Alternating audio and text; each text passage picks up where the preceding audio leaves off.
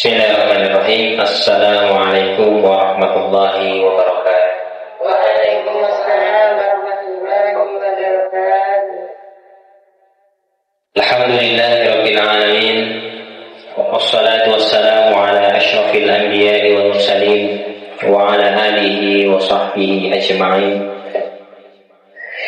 Qala Allah ta'ala fi kitabihil karim, ya ayyuhalladzina amanu taqullaha haqqa tuqatih wa la tamutunna illa wa antum muslimun. Wa qala Rasulullah sallallahu alaihi wasallam, ittaqillaha haitsu ma kunta wa atbi'is sayyi'ata alhasanata tamhuha wa khaliqin nasa bi khuluqin hasanin. Allahumma la sahla illa ma ja'altahu sahla wa anta taj'alul hazna idza syi'ta sahla. Rabbi shrah li sadri wa yassir li amri wahlul 'uqdatam min lisani yafqahu qawli. Radiina billahi rabba wa bil islami dina wa bi Muhammadin nabiyyan wa rasulah. Rabba. Ibu yang baik dijannati, yang dirahmati Allah Subhanahu wa ta'ala, sebelumnya marilah kita panjatkan puja dan puji syukur kehadirat Allah Subhanahu wa ta'ala atas semua nikmatnya. Alhamdulillah, di siang hari ini selepas sholat Jumat kita bisa lanjutkan dengan kegiatan yang insya Allah bermanfaat untuk kehidupan kita, yaitu kajian walaupun ini salah satu hal yang bisa membawa kebaikan, keberkahan dalam hidup kita. Semoga Allah Subhanahu wa ta'ala menggolongkan kita ke dalam golongan orang-orang yang thalibul ilmi, sebagai penuntut ilmu, di mana Rasulullah bersabda, "Man salaka thariqan yaltamisu fihi 'ilman, sahalallahu lahu bihi thariqan ilal jannah." Siapa yang menempuh jalan untuk menuntut ilmu,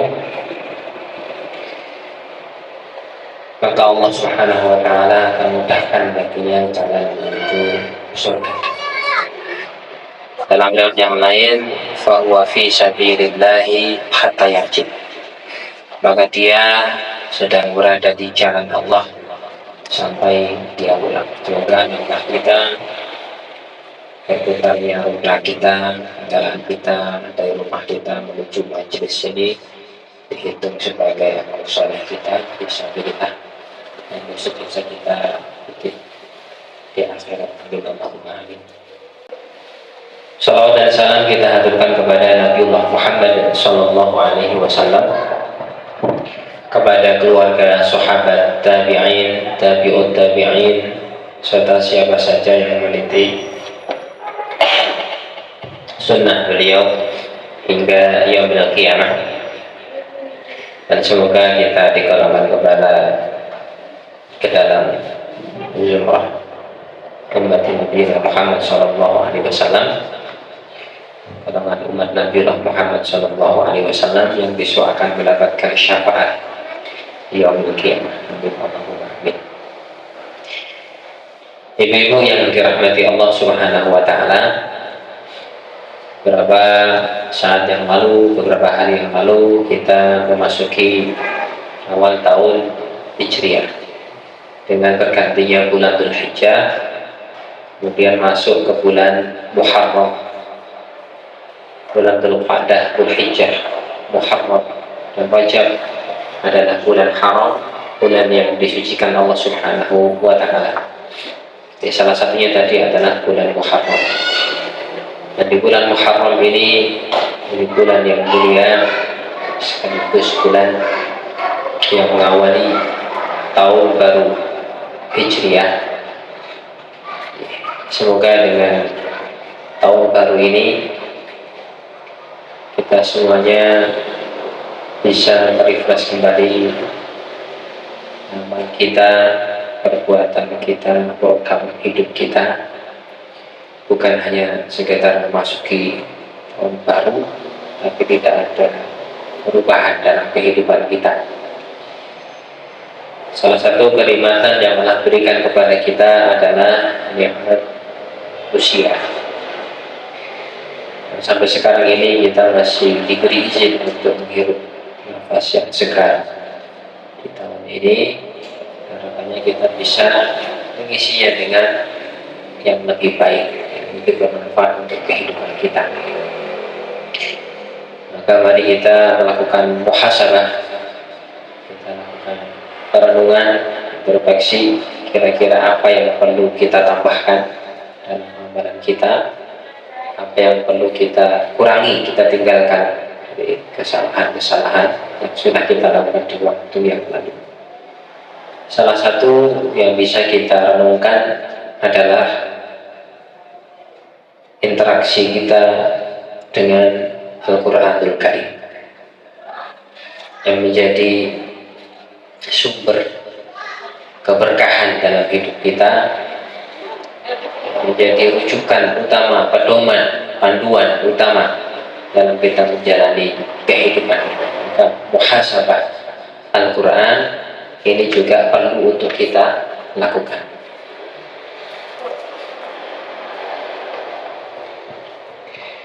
Muhasabah amal secara umum mungkin kita sudah melakukannya, tapi khusus untuk Al-Quran ini mungkin sebagian terlupakan. Apakah di tahun ini kita akan ada capaian-capaian khusus terkait Al-Quran kita atau tidak? Itu bergantung juga nanti dengan program kita di tahun ini, khususnya adalah terkait Al-Quranul Karim. Maka perlu adanya muhasabah Al-Quranul Karim. Maka materi kita di siang hari ini adalah kita memasuki tahun baru Hijriah dengan semangat untuk kembali connect dengan Al-Quranul Karim, connect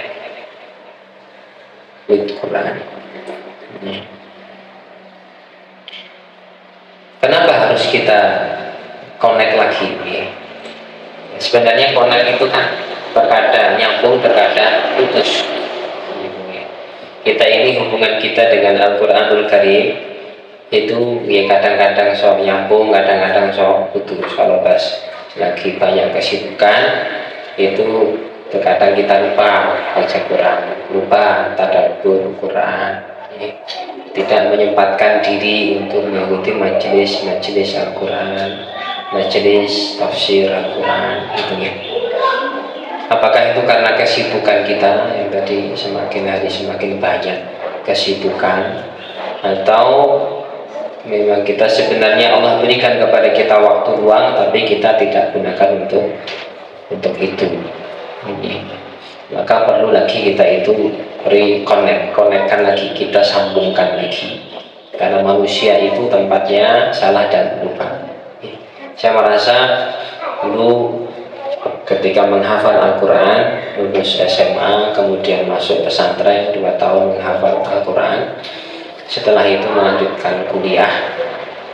Selama kuliah itu saya merasa ada kegersangan untuk berinteraksi dengan Al-Quranul Karim. Bahkan mungkin selama setahun penuh itu tidak khatam Al-Quran. Padahal posisi ketika itu dulu pernah nyantri Quran, pernah menghafal Quran, bahkan itu ujian bisa 1 kali duduk itu menghafal Quran. Kok 1 tahun aja itu kok nggak khatam Al-Quran? Kemudian setelah belajar ulang, saya mendapatkan tugas dari salah satu penerbit buku untuk menerjemahkan buku. Buku itu judulnya At-Thariqu Ilal Quran, Jalan Menuju Al-Quran. Dulu kita kuliah jurusannya syariah, banyak membaca buku-buku fikih, membaca buku-buku syariah, sampai melupakan Al-Quran. Semangat untuk belajar fikih, semangat untuk belajar ilmu syariah, terkadang melupakan kita dari membaca Quran, tadabbur Quran, dan yang lain. Maka ketika ada tugas dari kantor untuk menerjemahkan buku tadi yang berjudul At-Thariqu ilal Quran, Jalan Menuju Al-Quran, yang kemudian diterbitkan dengan judul Reconnect with Quran, itu seperti tamparan yang keras bagi saya pribadi. Saya terima naskah itu, saya terjemahkan kata per kata sambil menangis. Betul-betul saya meneteskan air mata menangis. Betapa selama ini saya telah meninggalkan Al-Quran. Meskipun ya kadang-kadang itu baca, tapi keseriusan dalam mempelajari dan membaca Quran itu berkurang. Kemudian selesai penerjemahan, berikan ke kantor, diterbitkan lagi dengan judul Reconnect with Quran. Dari situ saya tersentuh lagi, ternyata memang yang ada masa-masa seseorang itu akan tidak connect dengan Quran.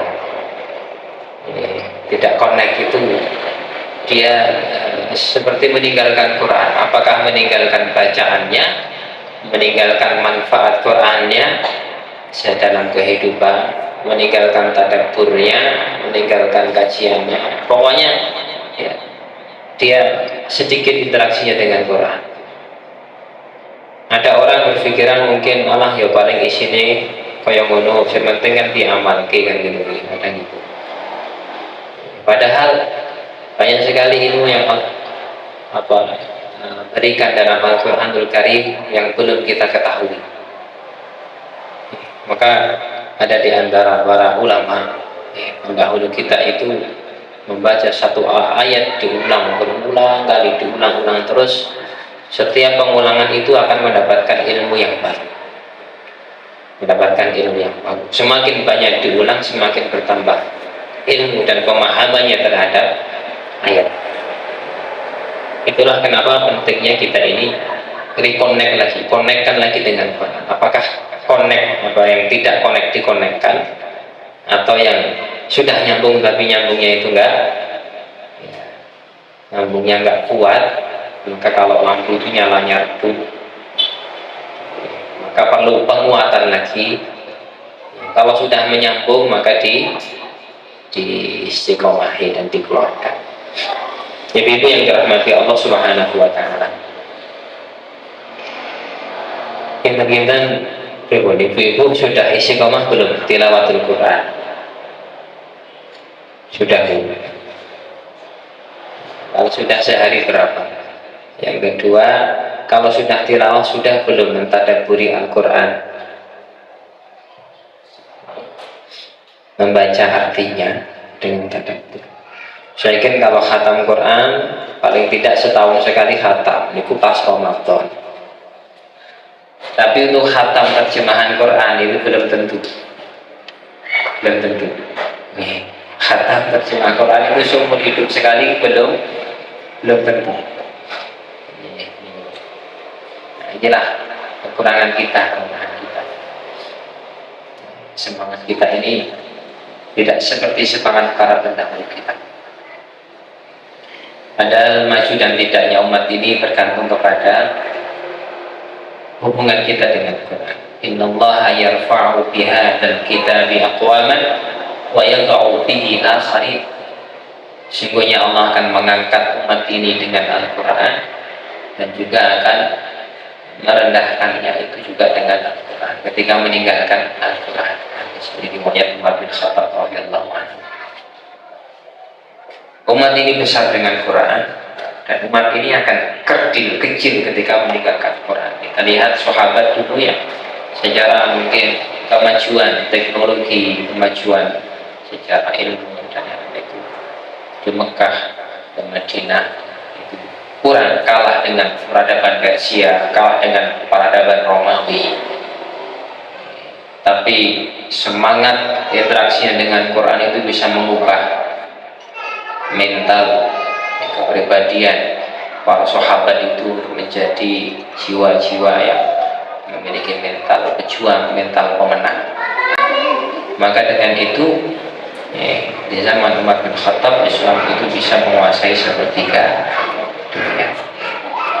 Mereka adalah orang-orang yang digembleng dan ditarbiyah Rasulullah Shallallahu Alaihi Wasallam, yang rujukannya itu adalah Al-Quranul Karim.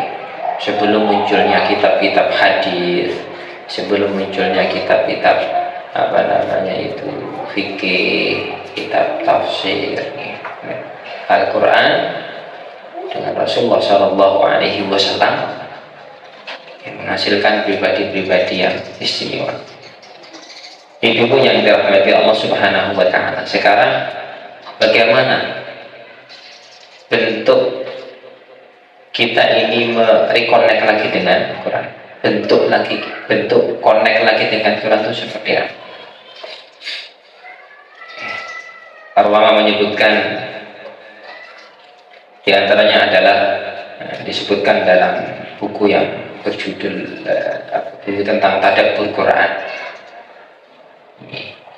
Ada 5 bentuk interaksi kaum muslimin dengan Al-Quranul Karim. Yang pertama adalah membaca Al-Quran itu dengan niatan untuk mendapatkan pahala.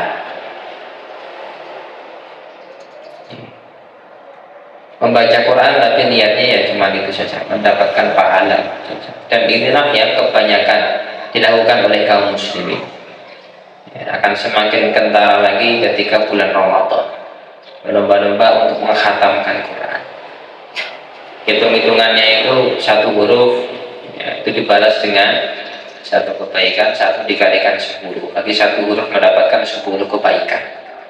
Man qara'a di kitabillah, siapa yang membaca 1 huruf dari Al-Quran maka mendapatkan 1 kebaikan. Wal hasanatu bi asyri amsalihah,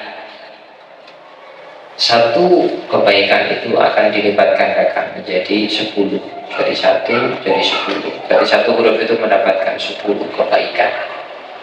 Kata Rasulullah, la aqulu alif lam mim harf. Alif lam mim itu bukan 1 huruf, tapi alif itu 1 huruf, lam 1 huruf, mim 1 huruf. Itu ada 30 kebaikan. Dikalikan 1 surat Al-Fatihah, dikalikan dalam 1 lembar. Itu hitungannya itu pahala. Banyak kaum muslimin yang berinteraksi dengan Quran itu hitung-hitungan pahala saja. Memang Al-Quran itu akan ketika dibaca itu mendatangkan pahala, apalagi dibaca ketika sholat. Tapi kalau hanya bergantung kepada itu saja, akan muncul nanti banyak kaum muslimin yang berkali-kali menghatamkan Al-Quran dari Al-Fatihah sampai surat An-Nas, tapi apa isi Al-Quran tidak tahu, boten faham. Ketika disuruh menyebutkan mana perintah zakat dalam Al-Quranul Karim, itu nggak tahu ini di surat apa, nggak tahu. Tempatnya di mana tidak tahu. Karena interaksi dengan Qurannya ya karena hanya untuk mendapatkan pahala gitu saja. Ya baik memang itu, tapi harus ditingkatkan kembali. Muncul nanti pembaca Quran tapi masih melanggar aturan-aturan yang pokok dalam Al-Quran. Berkali-kali dia baca lewati surat Al-Baqarah, surat Ali Imran, dan surat-surat yang lain, tapi ya masih saja dia enteng-enteng saja dia bermuamalah yang haram. Contohnya muamalah riba misalnya. Tadi baca berulang kali, wa halallahu al-bai'a wa harrama riba, Allah halalkan jual beli dan Allah haramkan riba.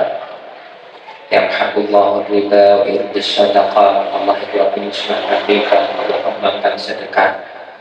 Ayat itu dibaca terus berulang kali. Tapi masih menjalani kenapa? Tadi karena pertama mungkin tidak paham dan tidak tahu kalau Quran itu nyebut itu.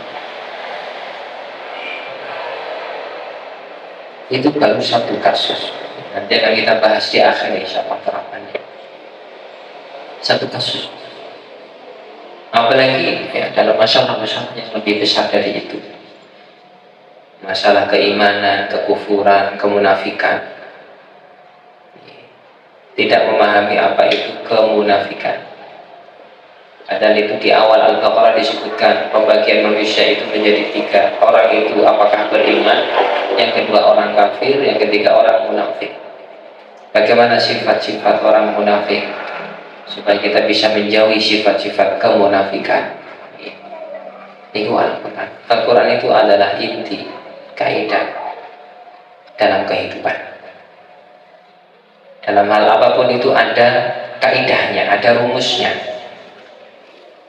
Matematika itu ada rumus, fisika itu ada rumusnya, kimia itu ada kaidahnya, ada rumusnya.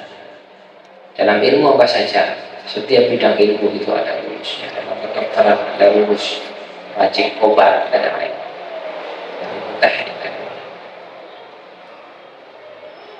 Termasuk dalam ilmu kehidupan secara umum. Benar dan salah itu apa yang dikatakan benar. Kalau Quran mengatakan benar itu benar. Kalau Quran mengatakan salah itu salah. Nah, sekarang itu banyak karena tidak memahami makna Quran, maka menganggap yang benar itu salah dan yang menganggap yang salah itu benar. Apalagi fitnah akhir zaman di zaman kita ini itu, masya Allah, fitnah syubhat itu sangat banyak sekali. Terkadang kita terkena fitnah tapi tidak merasa. Yang paling bahaya yang menimpa anak-anak muda kita di zaman kita ini, mohon maaf, itu fitnah liberalisasi agama, pluralisme agama. Anak muda kita, putra-putri kita yang belajar di kampus yang mungkin tidak sadar itu, kemasukan bersyubhat, liberal, murah, tapi tidak merasa. Contohnya adalah menyamakan semua agama, menganggap semua agama itu benar, semua agama itu masuk surga.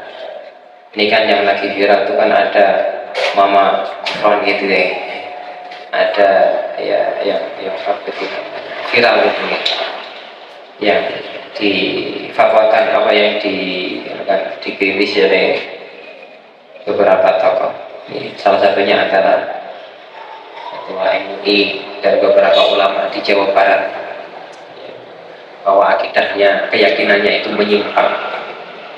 Itu pun ada pengikutnya, ada pengikutnya.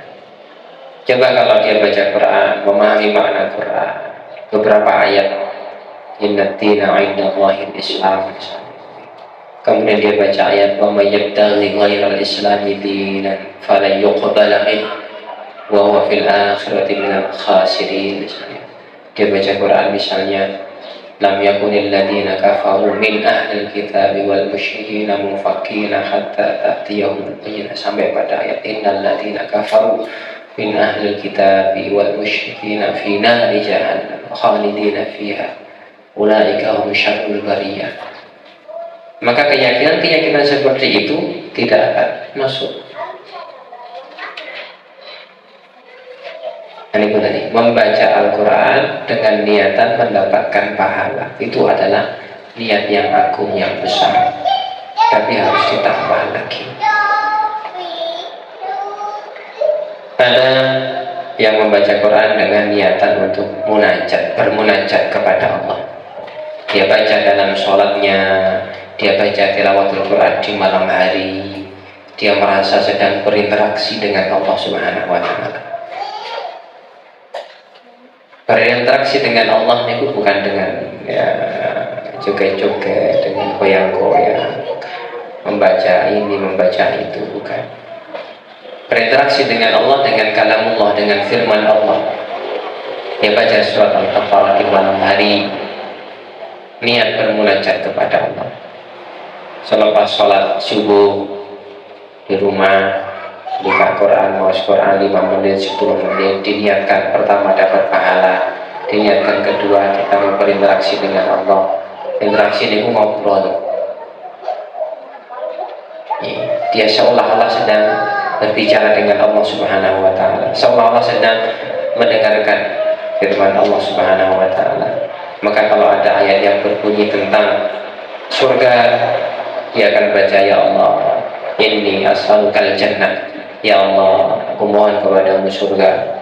Ketika membaca ayat tentang azab, tentang neraka, dia baca, Allahumma inni a'udzubika min adzabinar, ya Allah, aku berlindung kepadamu dari siksa neraka. Bisa sampai seperti itu karena dia baca itu paham, ini tentang ayat surga, ini tentang ayat neraka. Ketika ayat-ayat tentang musibah, ayat yang menghukum orang-orang terdahulu, dia akan berlindung kepada Allah. Ayat-ayat tentang raubah, tentang motivasi, dia mohon kepada Allah untuk dimudahkan. Ketika ayat mengandung tasbih, dia bertasbih. Mengandung tahmid, dia mengucapkan alhamdulillah, segala puji bagi Allah. Ayat berbunyi subhanallah, kita baca subhanallah, dan begitu seterusnya. Membaca Al-Quran dengan niatan bermunajat, insya Allah dia sedang berinteraksi dengan kita itu sampul atau keren. Ini juga perlu kita interaksi. Berarti kita interaksinya sudah baik atau belum. Munajat, baca dalam sholat. Jadi bacaan yang paling bagus itu adalah bacaan yang paling membawa efek nih, bacaan di malam hari, yaitu dengan hafalan, atau bisa baca juga nih, itu di dalam sholat. Nah, itu bacaan yang sangat bisa membawa efek dalam kehidupan. Inna nasyi'atal laili hiya asyaddu wata'an wa aqwamu qila. Sungguhnya waktu malam itu akan bisa lebih membawa pengaruh Quran itu. Artinya membawa pengaruh, bisa masuk ke dalam hati. Sudah berapa lama kita ini tidak berinteraksi dengan Quran di malam hari. Ini juga menjadi bahan. Ibunda Aisyah radhiyallahu anha itu punya wirid di malam hari atau hizb.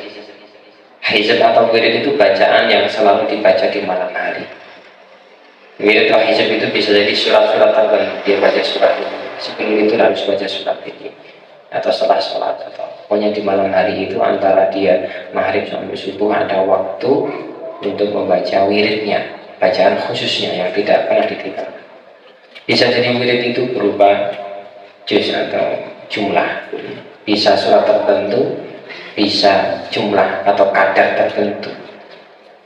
Jadi beliau radhiyallahu anha kalau lupa wiridnya di malam hari karena ketiduran atau kesibukan, diqadha di siang hari. Itu kata sholat, kata sama sholat wajib itu ketinggalan, atau dia ada uzur tidak bisa melakukan di waktunya, dia mau qadha di waktu yang akan datang. Itu semangat interaksi sahabiyah istri Rasulullah Shallallahu Alaihi Wasallam. Quranul Karim. Kemuliaan kita itu ada terletak di situ. Salah satunya adalah bagaimana kita itu berinteraksi dengan Al-Quran Karim. Kemudian berikutnya ada yang meniatkan membaca Quran itu dengan niatan untuk tasyafi, untuk menyembuhkan penyakit.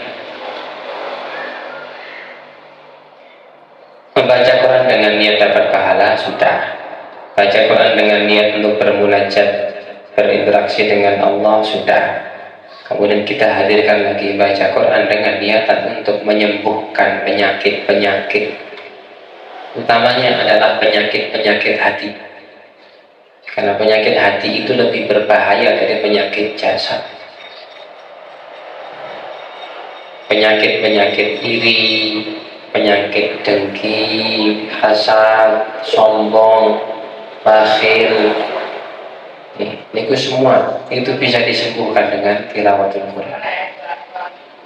Wa nunazzilu minal Qur'ani ma huwa shifaa'un wa rahmatan lil mu'minin wa la yazidu adh-dhalimina illa khasar. Dan kami turunkan Al-Quran itu sebagai syifa, penyembuh, Allah bukan hanya sebut sebagai obat, karena obat itu bisa menyembuhkan, bisa tidak. Yang menyembuhkan itu yang Allah Subhanahu wa Ta'ala. Obat itu orang beri obat terkadang penyakitnya sembuh, terkadang tidak.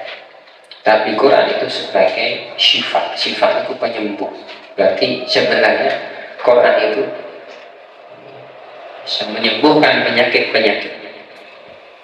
Dalam ayat yang lain, syifa wa syifa lima fis sudur, penyembuh bagi semua penyakit-penyakit yang ada di dalam dada atau penyakit-penyakit hati. Ibu lagi sedih, gelisah, niku nek pun bareng di Quran, maos Quran niku ada ketenangan. Terkadang niku mboten paham tapi nggih pun tenang. Maka di barat itu ada banyak orang kafir, non muslim itu yang masuk Islam itu gara-gara hanya mendengarkan Al-Quran. Hanya mendengarkan Quran. Quran itu punya getaran atau disebut dengan safwah. Disebut dengan safwah, dia punya dominasi, bisa menggetarkan hati, bisa menguasai hati diri seseorang, yang sampai membuat orang itu tersadarkan dan dia masuk Islam. Maka di barat itu banyak yang masuk Islam itu gara-gara mendengarkan lantunan Al-Quranul Karim dengan bacaan-bacaan yang indah, yang merdu. Maka bacaan Quran itu meskipun terkadang yang membaca atau yang mendengar tidak paham artinya, maknanya, itu bisa membawa pengaruh. Apalagi kalau paham. Syifa, betul-betul menjadi syifa. Ketika sholat mendengarkan bacaan imam, hanya membaca surat Al-Qari'ah, itu sudah sembuh semua penyakitnya. Kita punya iri, dengki kepada orang lain, kok ada yang baca surat Al-Qari'ah? Bismillahirrahmanirrahim. Al-Qari'ah, mal-Qari'ah, wa ma adraka mal-Qari'ah. Hari kiamat. Apa itu hari kiamat? Tahukah kamu apa itu hari kiamat? Membayangkan hari kiamat itu sudah hilang semua rasa iri dengkinya. Ngopo tidak pikir kamu di kasur mati kiamat. Jadi mengingatkan kepada hari akhir, kepada kematian itu bisa menyembuhkan penyakit-penyakit atas iri dengki dan yang lain. Ketika membaca ayat-ayat tentang kebijaksanaan Allah Subhanahu wa Ta'ala, Allah melapangkan rezeki kepada seseorang dan Allah membatasi rezeki kepada orang lain karena hikmah dan kebijaksanaannya. Allah Maha Adil. Membaca ayat seperti itu pun hilang rasa iri dan dengki. Allah membagi ilmu itu seperti membagi rezekinya. Allah Maha mengetahui kepada siapa rezekinya diberikan. Dan ayat-ayat yang lebih seperti itu bisa menyembuhkan penyakit-penyakit. Penyakit kesombongan juga bisa hilang dengan itu. Membaca kisah Fir'aun, kisah Haman, kisah Qarun, dan kisah-kisah orang yang zalim, itu bisa mengobati sakit hati kita. Termasuk juga bagi pejuang-pejuang Islam, ibu-ibu yang berjuang untuk berdakwah Islam, terkadang dia harus disedihkan, dikhawatirkan, dibuat gelisah dengan kekalahan, dengan apa-apa kok ini kok nggak beres ini gini. Itu bisa disembuhkan dengan bacaan Quran. Bisa menguatkan. Wala tahinu wala tahzanu wa antumul a'launa in kuntum mu'minin. Jangan kalian bersedih, jangan kalian itu lemah, dan kalian itu umat yang tinggi, umat yang besar jika kalian itu beriman kepada Allah.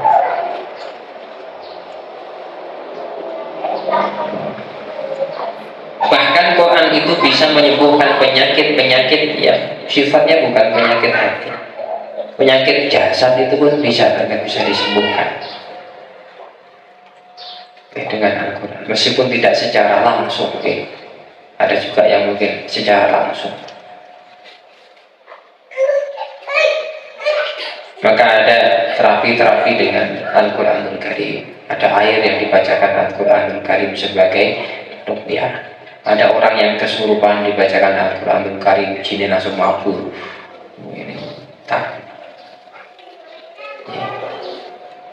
Sebagai tasyafi, Karena Quran ketika dibacakan itu akan bisa menimbulkan ketenangan, dan ketenangan itu bisa memberikan penyembuhan. Maka ketika kemarin kami menghadiri ada acara wisuda di salah satu santri siswi kita itu di wisuda itu ada seorang profesor doktor pembina Dewan Dakwah Islamiyah. Beliau itu seorang dokter spesialis kulit itu. Dokter spesialis kulit bingung itu kok ada orang sakit diobati nggak sembuh kasih obat gitu nggak sembuh.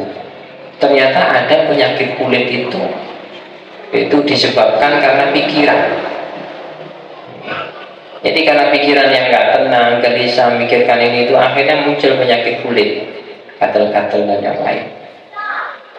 Nah kalau itu bisa disembuhkan dengan Quran, dia ada ketenangan, pikirannya tenang, semuanya, ya penyakitnya kan akan semakin mudah disembuhkan. Itu seorang profesor, dokter bidang kulit, spesialis kulit.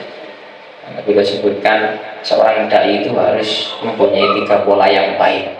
Pola makannya baik, pola geraknya baik, olahraga baik, dan pola pikir yang baik. Artinya ojo kabutan mikir-mikir yang masalah berat-berat masalah dunia harus ditenangkan. Dan salah satu yang bisa menenangkan Quran itu ya menenangkan hidup dia Al-Quran Karim.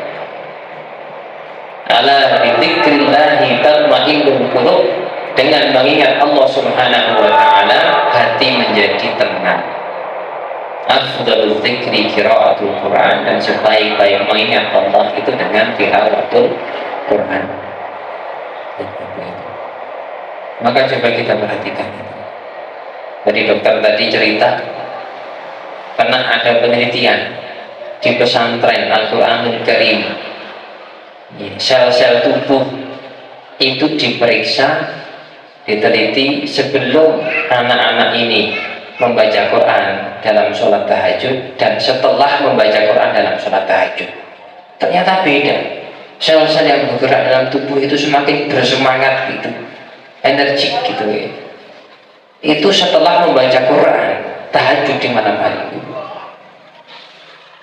Makanya saya nggak heran, dulu saya pernah terjemah buku itu, ada seorang punya penyakit kanker kronis stadium paling atas itu bintangnya 4 orang Afrika kalau saya nggak lupa itu. Buku ini dulu saya terjemahkan di salah satu penerbit di Solo. Saya heran, dia berobat ke Jerman, dia spesialis kanker, dokternya bilang sudah tidak bisa sembuh ini, maka usiamu paling tidak tinggal sekian hari. Nah daripada mati dalam keadaan dia menggerutu takdir, kenapa saya ditakdirkan seperti ini seperti itu, mending saya pergi ke Baitullah, saya umrah. Maka tadi pergi umrah, kankernya tadi payudara, dia pergi umrah, kemudian di Masjidil Haram dia rajin melakukan ibadah, hitungannya nasi beberapa hari lagi mau mati, ya udah ibadah saja, dia sambil minum air zam-zam. Memang yang buku itu judulnya tentang kesehatan, berobat dengan air zam-zam. Diminum air zam-zam dan seberapa butir makanan telur saya lupa, telur atau kurma saya lupa. Dengan air zam-zam, dengan terus melakukan ibadah, tilawah ibadah di masjid itu. Kemudian beberapa hari kok tiba-tiba rasa sakitnya hilang. Dia jalani terus itu. Kemudian diperiksa lagi, balik ke dokternya ke Jerman, diperiksa di sana. Dokternya kaget, kok bisa-bisanya itu hilang. Sel kanker tidak ada yang tersisa sedikit pun, hilang semuanya tanpa pengobatan, tanpa ada obat-obat kimia yang dimasukkan, tidak ada. Kok bisa? Ya ternyata dicerita tadi ke Mekah gini. Berarti kita ini punya sel-sel yang bisa menyembuhkan dan bisa melawan sel-sel kanker itu sendiri. Ini manfaat dari Quran besar sekali, kan? Bahkan bisa berpengaruh besar dalam kesehatan. Maka membaca Quran diniatkan juga untuk tasyafi, untuk penyembuhan.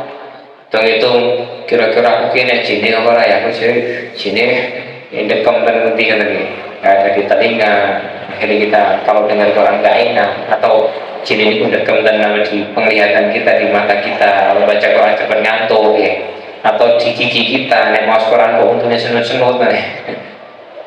Niatkan ruqyah diri bisa menghilangkan itu.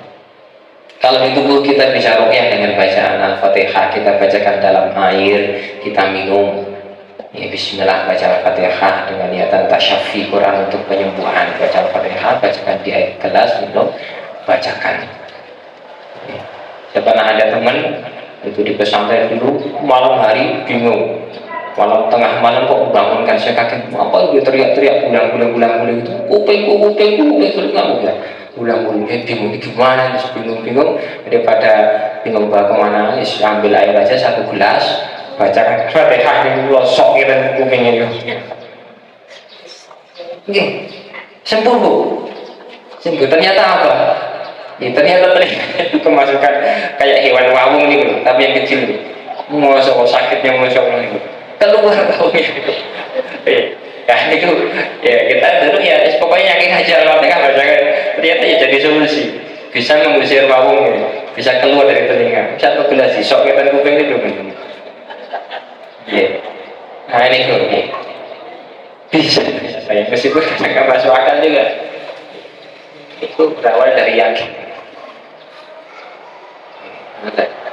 Bisa karena masuk angin mungkin, masuk angin dia kadang-kadang malam hari nggak bisa tidur, jam 2, jam 1 malam bangun, daripada angop-angop dan kasurnya dan sakit tadi bangun saja, sholat, nggak bisa berdiri ya duduk, baca ruqyah sendiri, baca Al-Fatihah, Al-Ikhlas, Al-Falaq, An-Nas, saya kursi bulan balik ini uang sudah mau nonton terus kalian senang segede, enak, enteng, ringan. Kadang-kadang sok masuk angin itu pengawasan tadi ngisi pengajian itu mantuk itu pun kok ya enteng ya, isi pengajian malah mari masuk angin ini karena ada ketenangan. Nih, ada ketenangan. Nah itu tadi niat baca Quran dengan niatan untuk tasyaffi, bukan hanya untuk dapat pahala yes itu pasti ada, munajat ya kita berinteraksi dengan Allah, tambah lagi tasyaffi. Yang keempat, jadi kita baca Quran diniatkan ditambah untuk cari ilmu. Nah, kira-kira sudah atau belum? Baca Quran niatkan boleh ilmu, bukan mulai warsyid. Ini baca Quran di surat An-Nas, apa yang bisa saya ambil dari surat An-Nas? Saya baca surat Al-Falaq, apa yang bisa saya ambil dari surat Al-Falaq? Ternyata surat Al-Falaq itu ternyata bisa melindungi kita dari gangguan sihir.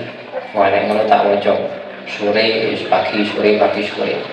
Oh, ternyata bisa melindungi dari penyakit ain. Saya baca. Oh, saya bisa melindungi ternyata dari makhluk jahat. Ya, faham. Baca surat An-Nas. Oh, baca artinya min syarril waswasil khannas. Oh, ternyata bisa melindungi dari gangguan jin.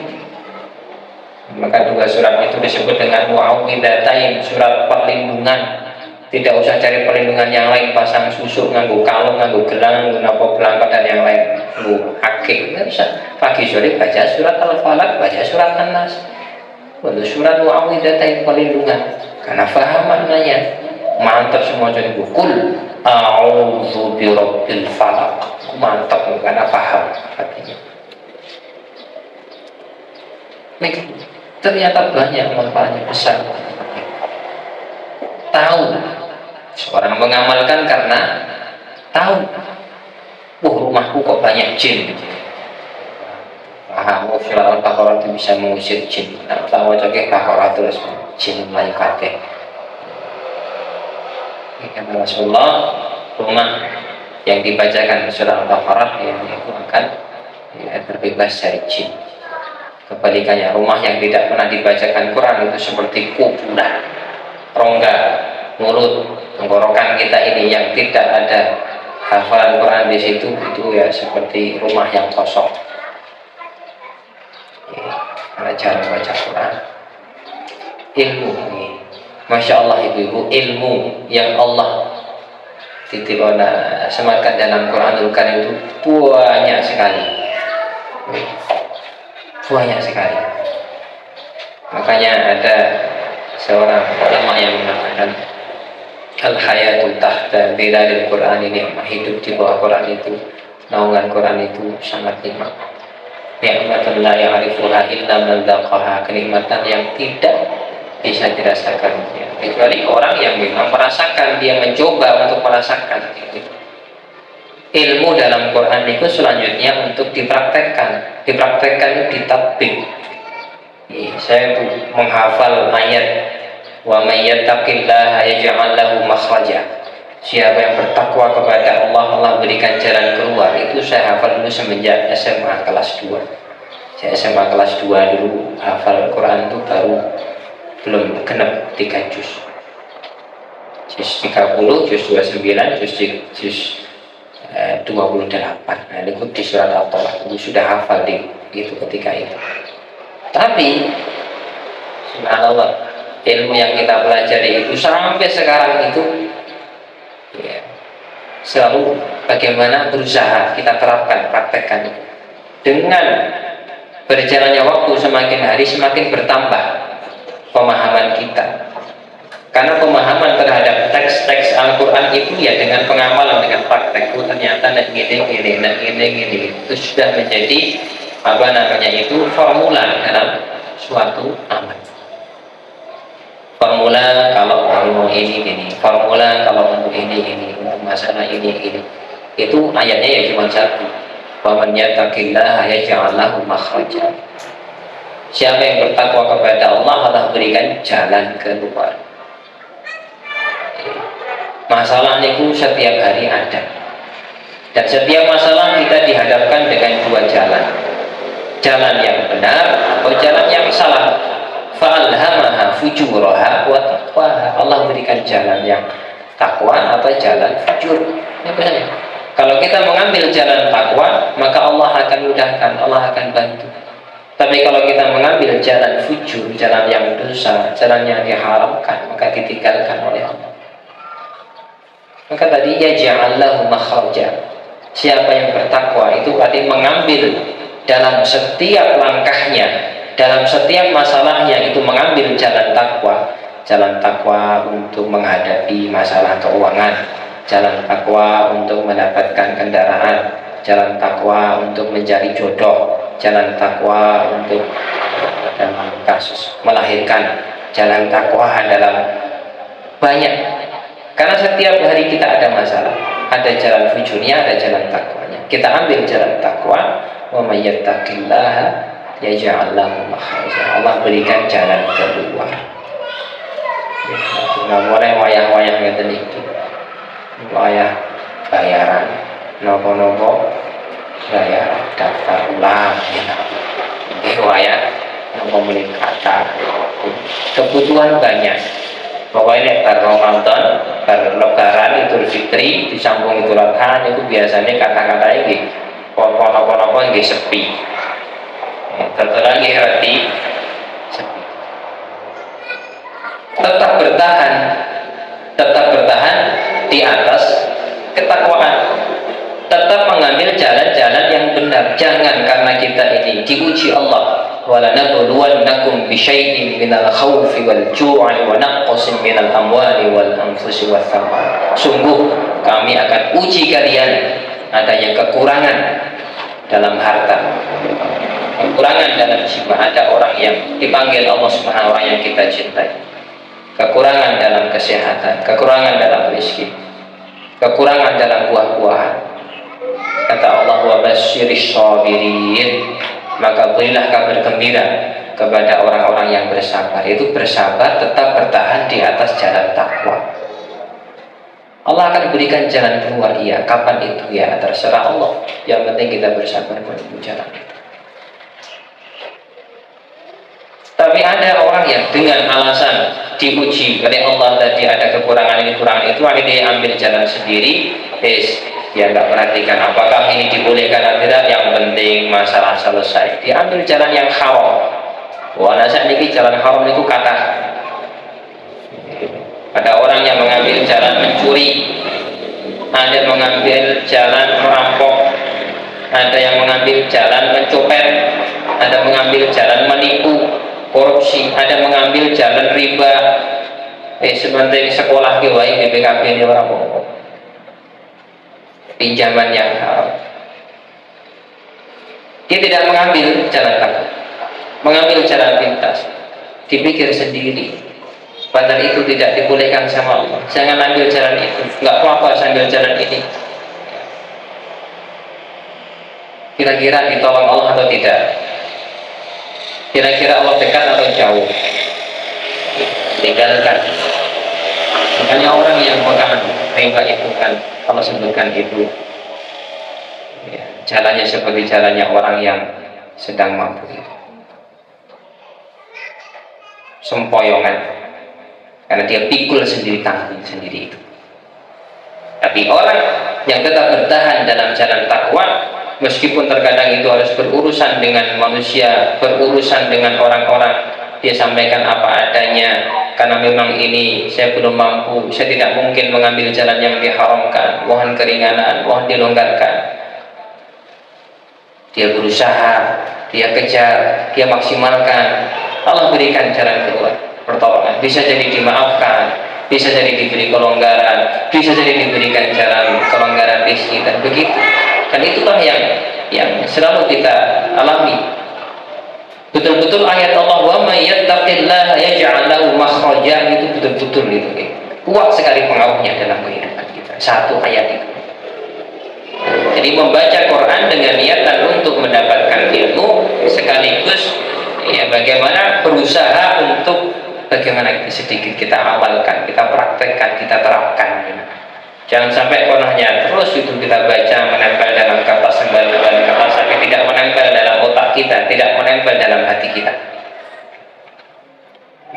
Itulah dulu para sahabat, 5 ayat dipelajari, difahami, dihafalkan, diamalkan.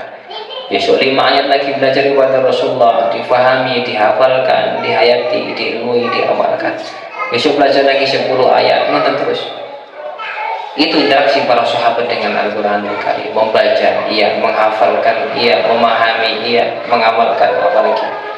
Bakalan muncullah generasi sahabat yang punya mental-mental Al-Quran, karena perbaikan mental, perbaikan akhlak, perbaikan karakter, itu berawal dari Al-Quran.